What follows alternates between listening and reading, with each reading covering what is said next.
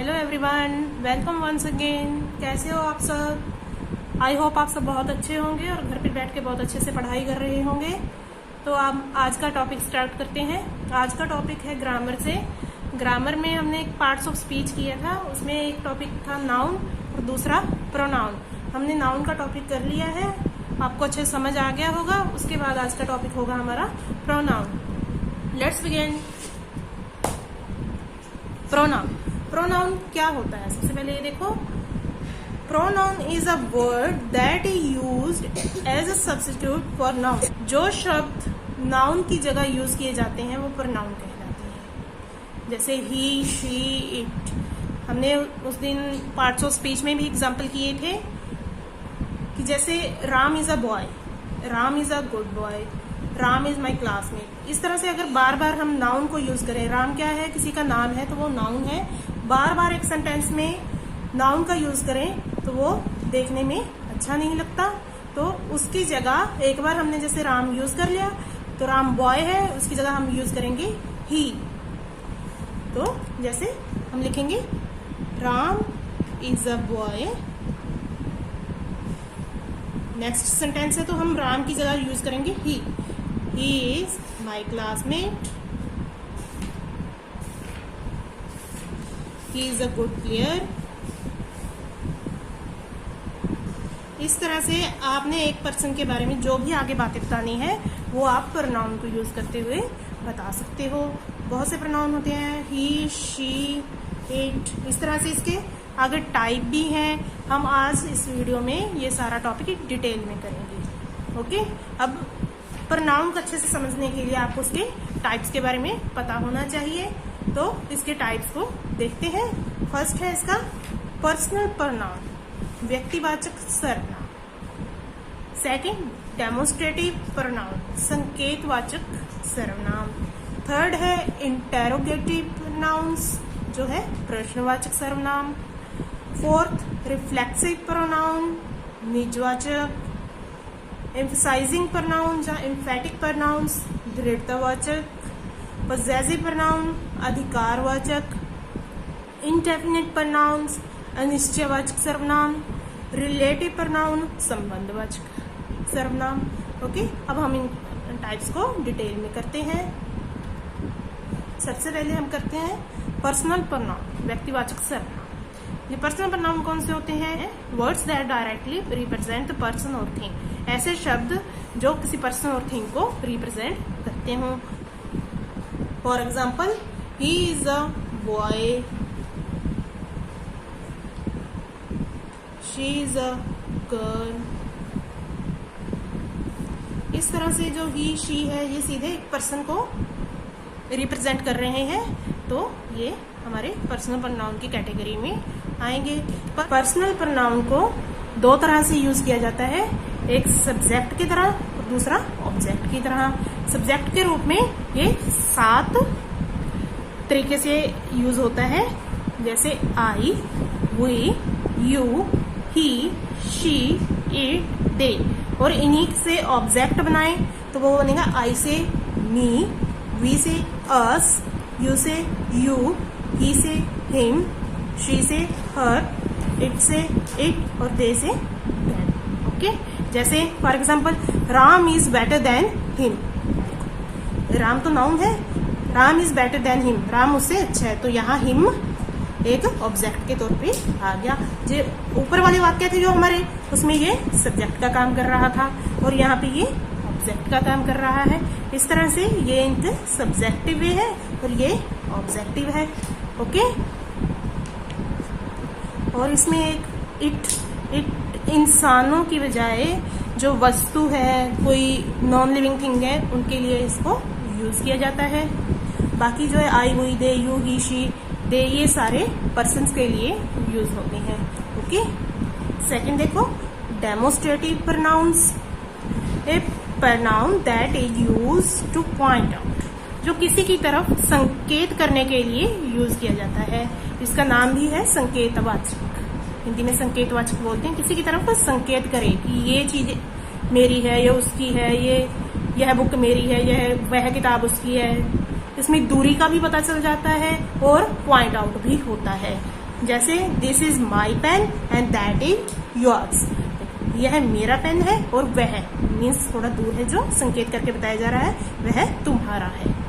Okay, ये है हमारा डेमोस्ट्रेटिव प्रोनाउंस। बिल्कुल इजी वे में हम इसको करेंगे ताकि आपको ये अच्छे से समझ आ जाए और बार बार इसको याद ना करना पड़े। ओके, इसलिए ध्यान से इस वीडियो को सुनते जाओ।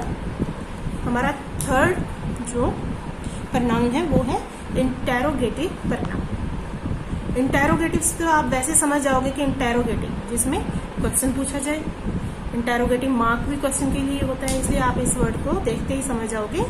Words that are used to form question, ऐसे शब्द जिनसे क्वेश्चन बनता है वो इंटेरोगेटिव प्रोनाउन की कैटेगरी में रखे जाते हैं। जैसे व्हाट डू यू वांट, तुम क्या चाहते हो, क्या, व्हाट, ये हो गया इंटेरोगेटिव प्रोनाउन।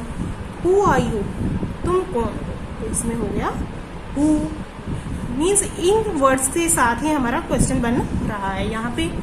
जैसे which colour do you like, तुम्हें कौन सा कलर पसंद है, कौन सा, तो ये सारे शब्द एक क्वेश्चन को फॉर्म कर रहे हैं, इसलिए इनको इंटेरोगेटिव प्रोनाउन की कैटेगरी में रखा जाता है।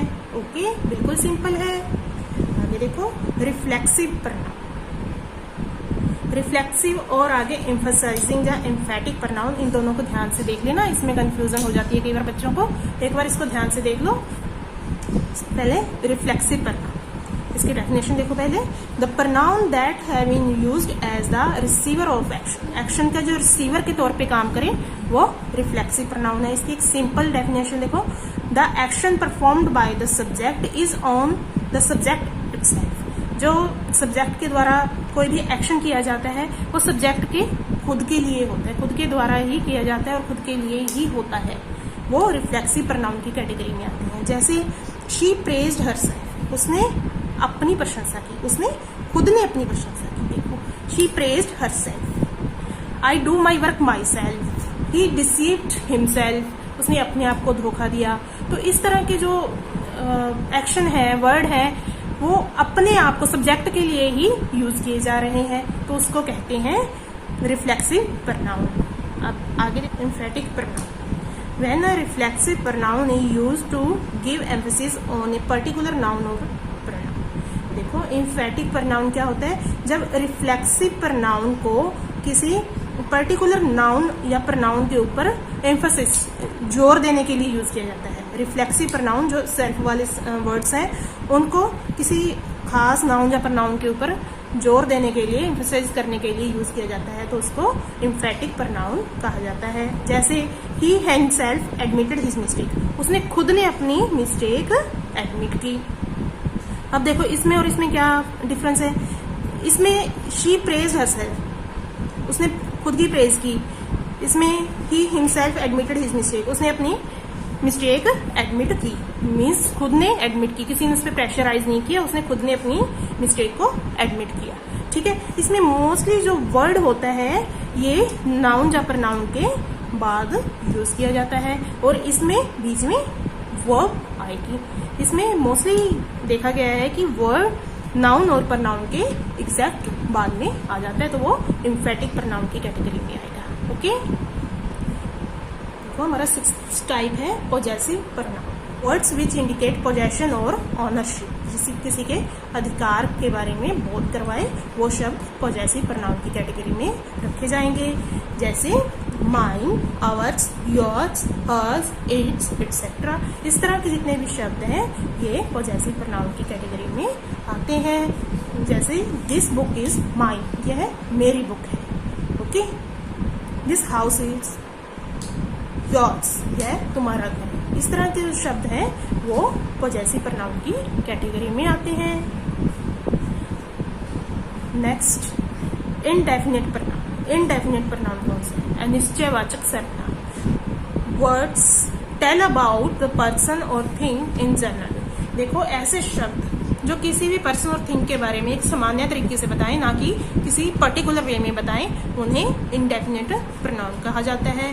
For example I need some money, मुझे कुछ रुपया चाहिए, ये नहीं क्लियर है कि कितना चाहिए। ठीक है, तो ये सम, ये इनडेफिनेट प्रोनाउन की कैटेगरी में आएगा।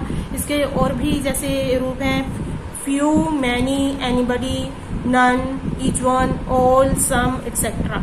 क्योंकि इसमें ये क्लियर नहीं है कि एक कितना अमाउंट है या कितनी इसकी संख्या है, इसमें सिर्फ एक जर्नल वे में इसको बताया गया है। जैसे फ्यू, कुछ, मैनी, बहुत।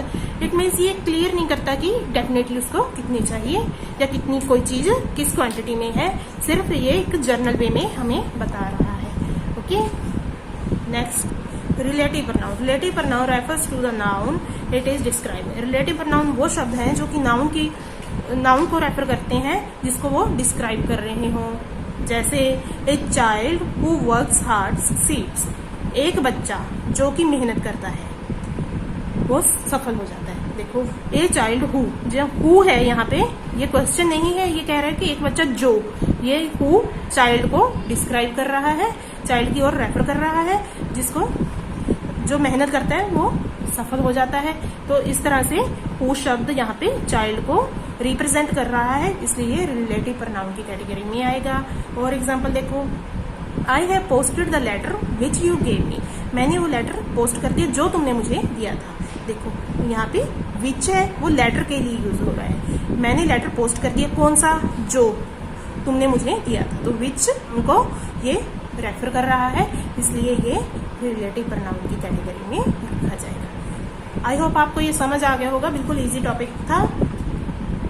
फिर भी अगर आपकी कोई क्वेरी हो तो आप मुझसे कमेंट सेक्शन में पूछ सकते हैं। Please like, share and subscribe. Thank you very much.